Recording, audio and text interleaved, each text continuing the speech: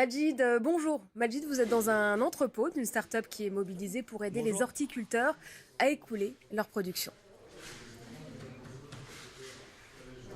Oui, regardez Johanna, Sophie qui est en train de confectionner avec Ellie des bouquets de fleurs. Il y a de l'eucalyptus, des pivoines, mais également des poètes. Alors cette entreprise, elle s'est adaptée à cette période de confinement. Le but, c'est d'aider les horticulteurs français qui sont en grande difficulté parce qu'ils ne peuvent pas écouler leurs marchandises. Habituellement, ils font leur chiffre d'affaires dans cette période d'avril-mai. Près de 60% de leur chiffre d'affaires à cette période. On est aux côtés de Didier Faussurier. Alors vous pouvez pas écouler votre marchandise à Rungis parce qu'il y a la période de confinement.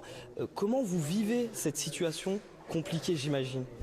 Très difficilement, dans la mesure où je vendais 100% de ma production sur Rungis et que le marché est fermé.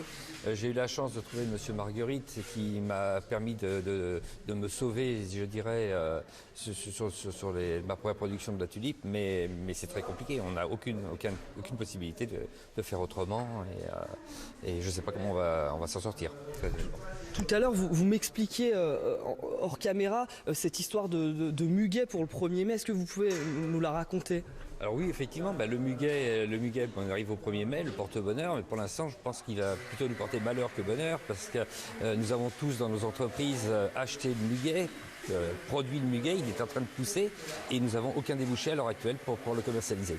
Donc les annonces de M. Macron hier, a priori, font que les magasins de fleurs n'ouvriront que le 11 mai, mais reporter le 1er mai au 11 mai, ça me paraît un peu compliqué, donc je ne sais pas comment faire.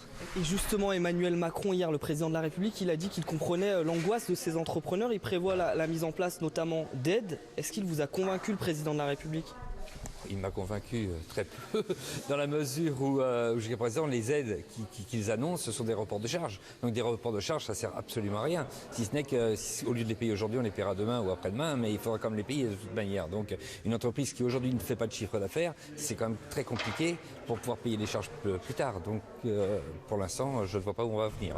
Merci beaucoup monsieur, bon courage pour cette période. Alors Johanna, Samuel, aujourd'hui il y a près de 1500 bouquets qui vont être livrés par cette entreprise un peu partout en France, des bouquets à des prix solidaires, 25 € au lieu de 40 habituellement.